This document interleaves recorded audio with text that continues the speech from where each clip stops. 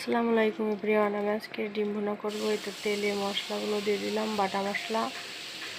আমি সব মশলা একসাথে বেটে নিয়েছি, ব্লেন্ড করে নিয়েছি।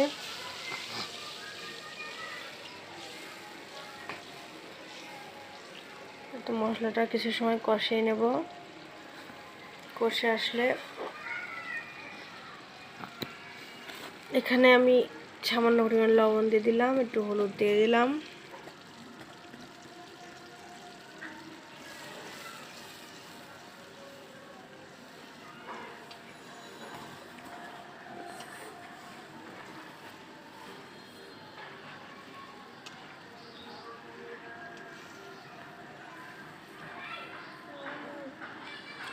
মশলা কষানো হয়ে গেলে ভেজে রাখা ডিমগুলো দিয়ে দেব।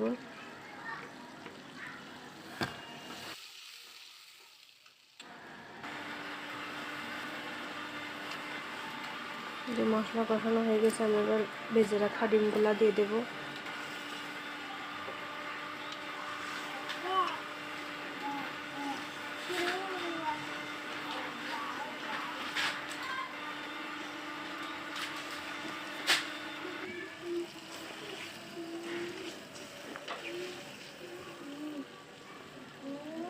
যে সুন্দর কষানো হয়েছে মশলাগুলো।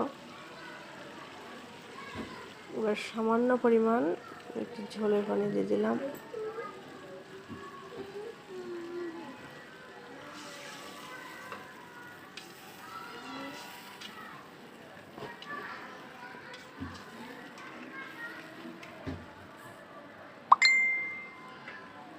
আসসালামু আলাইকুম, আল্লাহ হাফেজ।